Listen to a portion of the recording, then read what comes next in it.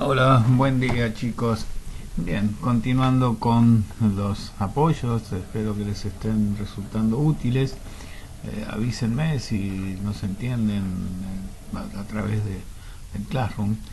Bien, eh, la clase de ayer habíamos visto que podíamos calcular en un cilindro, en un motor diésel, podíamos calcular la presión, el volumen, la temperatura. Bien, volviendo a ese cilindro, supongamos que ahora iniciamos la compresión y llega hasta el punto muerto superior. Bien, eh, como es algo muy rápido, motor más lento va a 2000 vueltas, tarda 15 centésimas milésimas de segundo en llegar hasta el punto muerto superior desde el punto muerto inferior, podemos considerar que eso es una transformación adiabática. Entonces, supongamos que, bueno, queremos saber la presión y la temperatura al final de la compresión. Lo que sabemos es que el volumen inicial lo habíamos calculado, era 526,32 centímetros cúbicos, y el volumen final también lo tenemos, que es el de la cámara de combustión. Presión inicial suponemos que arrancamos de la presión atmosférica, y temperatura inicial suponemos que arrancamos de la atmósfera estándar. Bien, un día estándar. Queremos la presión final y la temperatura final. Sabíamos también la masa, la habíamos calculado, bien, y como sabemos que es aire, porque es un diésel, la constante va a ser la del aire y el exponente adiabático va a ser 1.4, que es un dato para el aire. ¿Cómo lo resolvemos?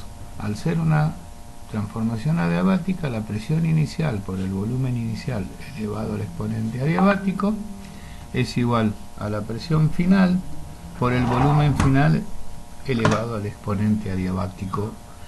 Bien, despejo presión final, esto pasa dividiendo, reemplazo los valores y en la calculadora elevo a la 1,4, está la opción. Bien, y me da que la presión final es 68,46 kilos sobre centímetro cuadrado. Alta, bastante alta. Bien, como todas las transformaciones en cualquier estado tienen que cumplir que la presión por el volumen sobre la temperatura es igual a la masa por la constante del gas, bien, despejo. Lo que tengo que despejar es la temperatura, lo hago en dos pasos para evitar equivocarme. Paso la T multiplicando, después saco la masa y la constante de acá y reemplazo valores y calculo, llega a 954,75 grados Kelvin, le resto 273, me da casi 700 grados centígrados. Temperatura suficiente como para que el gasoil, cuando es inyectado, se autoencienda y realice la combustión. Bien, por último, la vez que tuvimos la clase por Zoom, me decían que no habían visto mucho sobre peso específico y densidad. Bien, algún repasito sobre esto. De hecho, son propiedades de la sustancia. Esto tiene que ver con que si agarro un cuerpo de aluminio y un cuerpo de acero, los de acero pesan más que los de aluminio. Eso es muy fácil. Para comparar el peso de algo tengo que usar volúmenes iguales, o sea, cuerpos de las mismas dimensiones. Alguien se tomó el trabajo y se dio cuenta que podía tomar una propiedad del material, que era dividir el peso por el volumen que tenía. Bien, agarrar un cuerpo de aluminio, un cuerpo de acero, un cuerpo de cobre, y dividían el peso por el volumen. Eso da algo que vamos a llamar peso específico.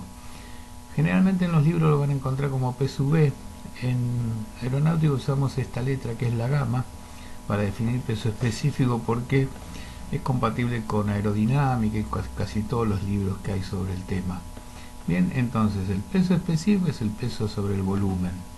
Unidades: kilogramos fuerza sobre decímetro cúbico, newton sobre decímetro cúbico, o newton sobre centímetro cúbico, cualquier variante que se les ocurra. Pero el peso específico tiene el problema que el peso no es constante. Varía según la posición de la Tierra en que nos encontremos porque tiene que ver con la aceleración de la gravedad. Bien, no es lo mismo en la Luna tampoco, en la Luna es 6 veces menos o más o menos eso. Bien, por lo tanto a alguien se le ocurrió decir, bueno, vamos a tomar la masa, que la masa es inalterable. La masa es la cantidad de materia que tiene el cuerpo, que no se altera ni acá, ni en la Luna, ni en ningún lugar de la Tierra. Dividiendo la masa por el volumen se obtiene lo que se llama densidad. Bien, la cantidad de materia por unidad de volumen. La unidad va a ser kilogramo masa sobre decímetro cúbico, kilogramo masa sobre metro cúbico. Y esta, que es una unidad muy particular, es la del sistema técnico, que la van a usar mucho en aerodinámica. Nosotros quizás no lo usemos casi nada, pero es el kilogramo fuerza segundo al cuadrado sobre metro a la cuarta. Es la unidad que tienen que usar en el sistema técnico para que las cosas les den en kilogramos fuerza, si no se les complica. Pero bien, estas son las unidades.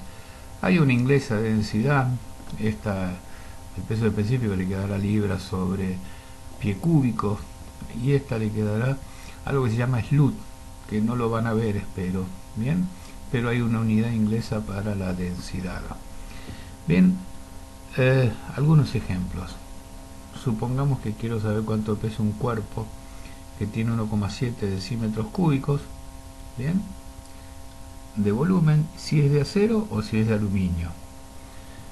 Si vamos a cualquier tabla encontramos que el peso específico del acero más o menos es 7,85 kilogramos sobre decímetros cúbicos. Digo más o menos porque tiene que ver con el tipo de aleación que tratemos. Bien, lo mismo en el aluminio, más o menos 2,7 kilogramos sobre decímetros cúbicos. Cada aleación tendrá su peso específico, son muy parecidos pero varían. Bien,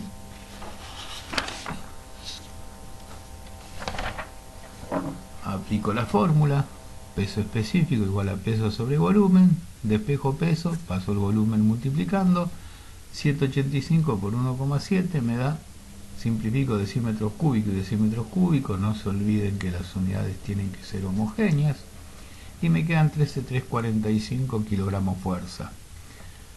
En el aluminio hago lo mismo, pero lo que cambio es el valor del peso específico y me queda 4,59. Va a ser más liviano. ¿Cómo sé que es más liviano? Los que el peso específico es menor. Cuanto mayor es el peso específico, más pesado es la sustancia. Cuanto menor es, más liviana es la sustancia. ¿Cuál sería la densidad en ambos casos y la masa en ambos casos? La densidad del peso específico del acero es 785 y perdón, bueno, acá tendría que haber puesto densidad, me equivoqué en el símbolo, discúlpenme. Densidad del acero es 785 y densidad del aluminio 2,7. Es la misma, porque un kilogramo fuerza es igual a 9,8 newton. Pero a su vez, 9,8 newton, el newton es kilogramo masa por metro sobre segundo al cuadrado, es masa por aceleración de la gravedad. Pero como masa es peso sobre aceleración de la gravedad, bien, 9,8 kilogramos metros sobre segundo al cuadrado sobre 9,8 metros sobre segundo al cuadrado, que es la aceleración de la gravedad, me da un kilogramo masa. Esto es así porque cuando se crearon las unidades, la primera que se creó fue el kilogramo fuerza, o se creó el kilogramo fuerza suponiendo una pesa de 1 kilogramo, hasta que después se dieron cuenta que el peso variaba de acuerdo a la posición de la Tierra y de acuerdo a la aceleración de la gravedad, y dijeron, bueno, esta unidad patrón de fuerza es igual a 1 kilogramo masa. Entonces tuvieron, para no confundir, generaron el newton como que es la fuerza que hay que aplicarle a una masa de 1 kilogramo para que se acelere 1 metro sobre segundo al cuadrado. Eso repaso. Si tienen dudas, díganme y lo explicamos mejor. El acero, la densidad es masa sobre volumen, por lo tanto masa 785, que es la misma que el peso específico, en valor absoluto, kilogramos masa sobre decímetro cúbico, me dan que los valores de T de peso y masa en condiciones estándar de aceleración de la gravedad son iguales. Bien, ahora bien, por último, creo que por último,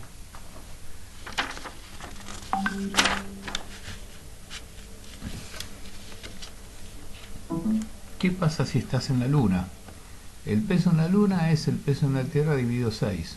Por lo tanto, la densidad, el peso específico en la Luna es igual al peso específico en la Tierra dividido 6. En la Luna, el peso específico del acero es 1,31 y el peso específico del aluminio 0,45. ¿Qué pasa con la densidad? La masa en la Luna es igual a la masa en la Tierra. Por lo tanto, las densidades en la Luna y en la Tierra son exactamente iguales. O sea, como la masa no varía de acuerdo a la aceleración de la gravedad, tampoco varía la densidad. Bien, por último, habían ejercicios que era calcular el caudal, y yo el caudal se los daba en volumen y queríamos saberlo en volumen y en peso. Bien, ¿cuál sería el caudal de aire a nivel del mar y en un día estándar? ¿Se acuerdan? 15 grados centígrados y nivel del mar.